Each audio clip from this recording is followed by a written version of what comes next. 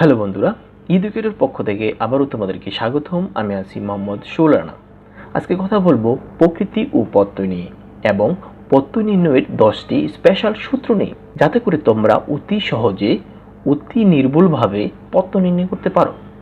চলো দেরি না করে শুরু করা যাক। প্রকৃতি ও প্রত্যয়। প্রথমে কথা বলবো প্রকৃতি নিয়ে। প্রকৃতি নিয়ে কথা বলতে গেলে প্রথম আমাকে শব্দ নিয়ে আসতে হবে। শব্দটি হলো হাতল। আচ্ছা, হাতলকে কি ভাঙা যায়? হ্যাঁ, হাতলকে ভাঙা যায়। হাতলকে ভাঙলে আমরা পাবো হাত যোগ ল। আচ্ছা, হাত যে শব্দটি, সেই শব্দটিকে কি ভাঙা যায়? না, হাত শব্দটিকে ভাঙা যায় না। এটা হলো অবিভাজ্য মূল শব্দ। এই অবিভাজ্য মূল শব্দকে বলা হয় প্রকৃতি। এখন যদি প্রশ্ন করা হয় প্রকৃতি কাকে বলে, তাহলে উত্তর হবে যেই শব্দকে আর ভাঙা যায় না সেই শব্দকে বলা হয় প্রকৃতি।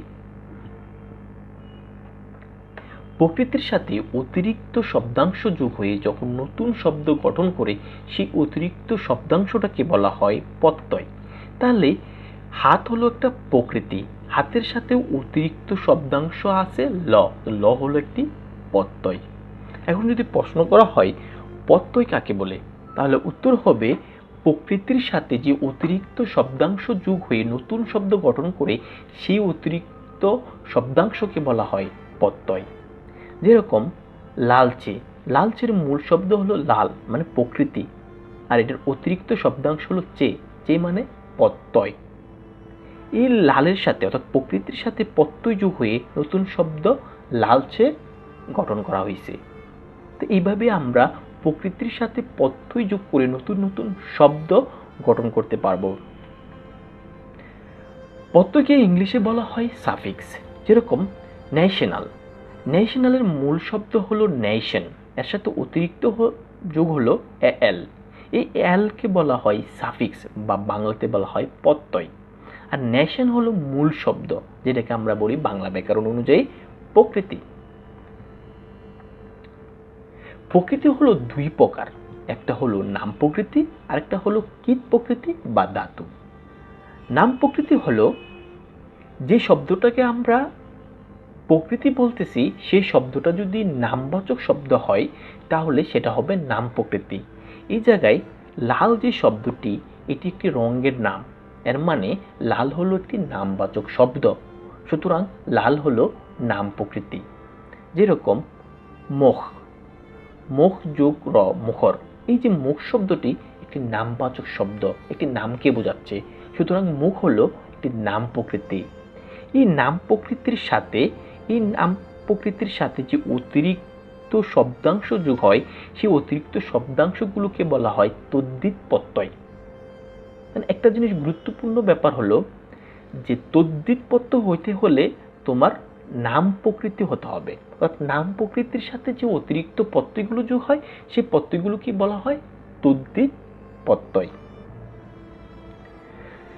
চল যোগবে চলবে, চলবের মূল অংশ হলো চল বা মূল শব্দ হলো চল। চল কিন্তু একটা কাজকে বোঝাচ্ছে, মানে একটা ক্রিয়াবাচক শব্দ, চলকে একটা ক্রিয়াবাচক শব্দ।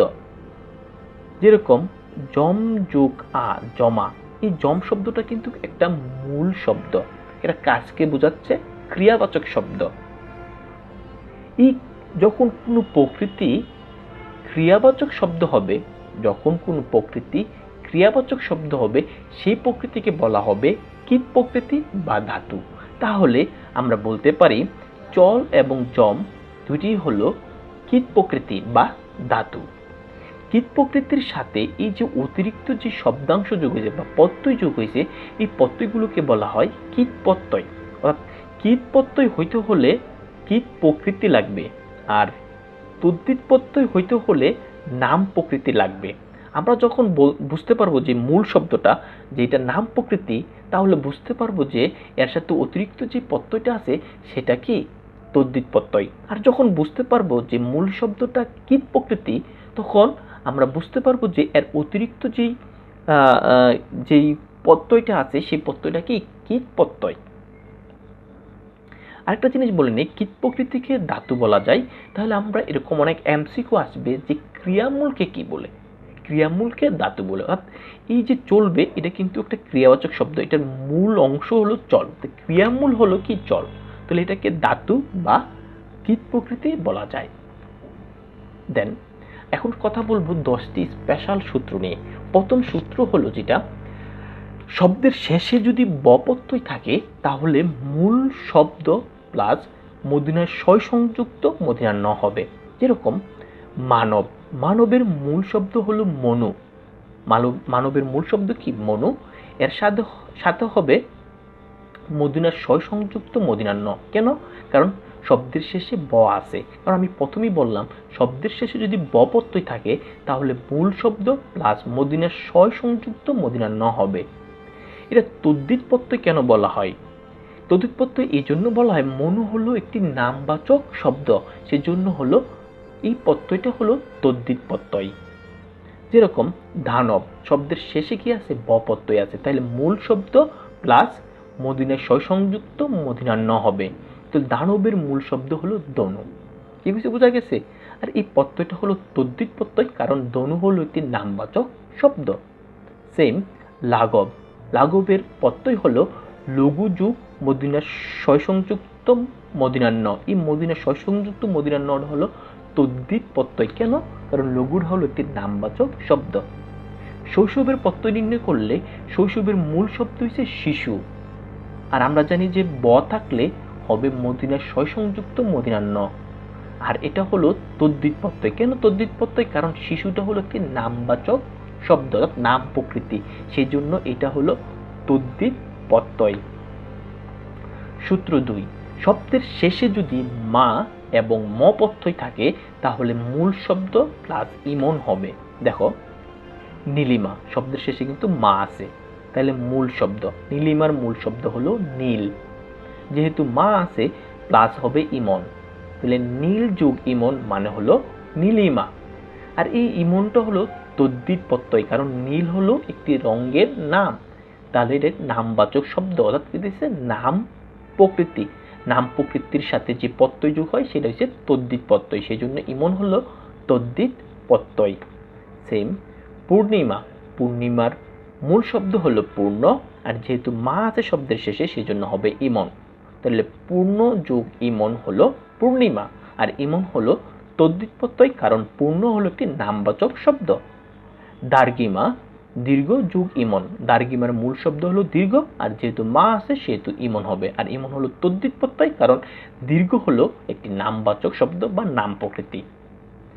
মহিমা, মহিমা এর প্রত্যয় বিশ্লেষণ হবে মহৎ যোগ ইমন, মহিমার মূল শব্দ হলো মহৎ, আর যেহেতু মা আছে তাহলে প্লাস হবে ইমন, আর ইমনটা তদ্ধিত প্রত্যয়, কারণ মহৎ হলো একটি নাম প্রকৃতি। শব্দের শেষে যদি ইক প্রত্যয় থাকে তাহলে মূল শব্দ প্লাস স্নিক হবে। যেরকম সাহিত্যিক, দেখো উচ্চারণ করলে দেখবা যে ইক লাস্টে বোঝাচ্ছে, রাইট? তাহলে সাহিত্যিক, সাহিত্যিক, তাহলে সাহিত্যিকের মূল শব্দ হলো সাহিত্য, আর যেহেতু ইক আছে শেষে তাহলে হবে স্নিক, তাহলে সাহিত্য যোগ স্নিক হলো সাহিত্যিক, আর এই স্নিকটা হলো তদ্ধিত প্রত্যয়, কারণ সাহিত্য একটি নামবাচক শব্দ। সামাজিক, সামাজিকের মূল শব্দ হলো সমাজ, আর যেহেতু শেষে ইক প্রত্যয় আছে সেহেতু হলো স্নিক, আর স্নিক তদ্ধিত প্রত্যয়, কারণ সমাজ একটি নামবাচক শব্দ। হৈমন্তিক, হৈমন্তিকের মূল শব্দ হলো হেমন্ত, আর যেহেতু ইক আছে শেষে তাহলে হবে স্নিক, আর স্নিক তদ্ধিত প্রত্যয়, কারণ হেমন্ত একটি নামবাচক শব্দ। সেই মতে ধার্মিক, ধার্মিকের মূল শব্দ ধর্ম এবং এর প্রত্যয় বিশ্লেষণ হবে স্নিক, কারণ যেহেতু ইক আছে, আর এটা তদ্ধিত প্রত্যয়, কারণ ধর্ম হলো একটি নামবাচক শব্দ।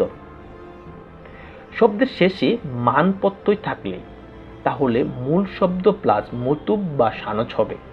যেরকম কীর্তিমান, কীর্তিমানের মূল শব্দ হলো কীর্তি, আর যেহেতু শব্দের শেষে মান আছে তাহলে মতুব বা সানচ যে কোনো একটা হবে। এই যে ইচ্ছা করলে মতুব ইউজ করতে পারবা, না হলে সানচ ইউজ করতে পারবা, আর এটা হলো তদ্ধিত প্রত্যয়, কারণ কীর্তি হলো একটি নামবাচক শব্দ। বুদ্ধিমান, বুদ্ধিমানের মূল শব্দ হলো বুদ্ধি, আর যেহেতু মান আছে তাহলে মতুব বা সানজ। আর এটা তদ্ধিত প্রত্যয় কারণ বুদ্ধি একটি নামবাচক শব্দ। শ্রীমান, শ্রীমানের মূল শব্দ হলো শ্রী, যেহেতু মান আছে তাহলে মতুব বা সানজ হবে। আর এটা তদ্ধিত প্রত্যয় কারণ শ্রী হলো একটি নামবাচক শব্দ। বর্তমান, বর্তমানের মূল শব্দ হলো বিত প্লাস যেহেতু মান আছে তাহলে হবে মতুব বা সানজ। এটা কীট প্রত্যয় কারণ বিত হইছে একটি ক্রিয়াবাচক শব্দ, সেজন্য বিত হলো কি কীট প্রকৃতি। আর কীট প্রকৃতি হওয়ার কারণে এই যে প্রত্যয়টা সেটা হলো কীট প্রত্যয়, কারণ আমরা বলছি যে কীট প্রকৃতির শেষে যে অতিরিক্ত প্রত্যয় যোগ হয় বা শব্দাংশ যোগ হয় সেটাকে বলা হয় কীট প্রকৃতি। শব্দের শেষে বান প্রত্যয় থাকলে মূল শব্দ প্লাস বতুব হবে। যেরকম দয়াবান, দয়াবানের প্রত্যয় নির্ণয় করলে হবে দয়াবানের মূল শব্দ। দয়াবানের মূল শব্দ হলো দয়া এবং বান যেহেতু আছে তাহলে হবে বতুব, তাহলে দয়া যোগ বতুব মানে হলো দয়াবান। আর বতুব হলো তদ্ধিত প্রত্যয় কারণ দয়া হলো একটি নামবাচক শব্দ। পূর্ণবান, পূর্ণবানের মূল শব্দ হলো পূর্ণ, আর যেহেতু বান আছে তাহলে হবে বতুব। আর এটা তদ্ধিত প্রত্যয় কারণ পূর্ণ একটি নামবাচক শব্দ। মেহেরবান, মেহেরবানের মূল শব্দ হলো মেহের, আর যেহেতু বান আছে তাহলে হবে বতুব। আর বতুব তদ্ধিত প্রত্যয় কারণ মেহের হলো একটি নামবাচক শব্দ। সেম ওয়েতে মূল্যবানের মূল শব্দ হলো মূল্য, যেহেতু বান আছে তাহলে বতুব হবে। আর বতুব তদ্ধিত প্রত্যয় কারণ মূল্য একটি নামবাচক শব্দ। শব্দের শেষে তা প্রত্যয় থাকলে মূল শব্দ প্লাস তিজ হবে। যেরকম দাথা, দাতার মূল শব্দ হলো দা, আর যেহেতু তা আছে তাহলে হবে তিজ। আর এটা কীট প্রত্যয় কারণ দা হলো একটা ক্রিয়াবাচক শব্দ, মানে কীট প্রকৃতি। দাতা যে দান করে তাকে দাতা বলা হয়, তবে দাটা কিন্তু একটা ক্রিয়াবাচক শব্দ বা কীট প্রকৃতি, সেজন্য কিন্তু এই তিজ হইছে কি, তিজ হইছে কীট প্রত্যয়। যেরকম মাতা, মাতার মূল শব্দ হলো মা, আর অতিরিক্ত যেটা সেটা হলো তিজ। কেন তা প্রত্যয় থাকলে আমরা বললাম যে তিজ হবে, সেজন্য তিজ। আর তিজ হলো কীট প্রত্যয় কারণ মা হলো ক্রিয়াবাচক শব্দ। বিধাতা, বিধাতার মূল শব্দ হলো বি, এবং যেহেতু বললাম দা আছে দা হবে যোগ দা, এবং যেহেতু আমরা বলছি তা থাকলে তিজ হবে সেহেতু শব্দের শেষে কি প্রত্যয় হিসেবে তিজ, এবং এটাকে কীট প্রত্যয় বলা হয় কারণ বি হলো একটা ক্রিয়াবাচক শব্দ। বহতা, বহ যোগ তিজ, তা আছে যেহেতু সেজন্য তিজ, আর বহ একটি নামবাচক শব্দ সেহেতু এটা তদ্ধিত প্রত্যয়। একটা জিনিস বলে নেই, সেটা হলো যদি কীট প্রত্যয় হয়, কীট প্রত্যয় হলে কীট প্রকৃতি লাগবে। যখন কীট প্রকৃতি হবে তখন তোমার এই যে বর্গমূলের যে চিহ্ন সেই চিহ্নটা তোমাদেরকে ইউজ করতে হবে। শব্দের শেষে ল প্রত্যয় থাকলে মূল শব্দ প্লাস লচ হবে। যেরকম শীতল, শেষে কি আছে ল আছে, তাহলে মূল শব্দ কি শীতলের শীত, আর যেহেতু ল আছে তাহলে হবে লজ, শীত যোগ লজ মানে শীতল। আর এটা তদ্ধিত প্রত্যয় কারণ শীত হলো একটি নামবাচক শব্দ। শ্যামল, শ্যামলের মূল শব্দ হলো শ্যান, আর যেহেতু ল আছে তাহলে হবে লজ। এই লজটা তদ্ধিত প্রত্যয় কারণ শ্যান একটি নামবাচক শব্দ।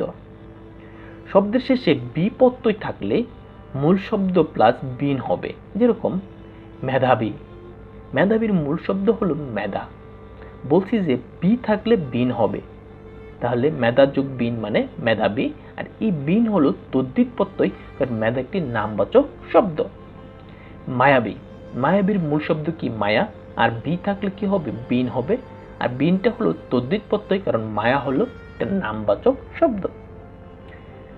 শব্দের শেষে অক প্রত্যয় থাকলে মূল শব্দ প্লাস নক বা অক হবে। যেরকম নায়ক, নায়কের মূল শব্দ হলো নি, এবং যেহেতু অক আছে নাই অক উচ্চারণ করে দেখো নাই অক, অক আছে শেষে সেহেতু যোগ হবে নক বা অক, যে কোনো একটা ইউজ করলে হবে।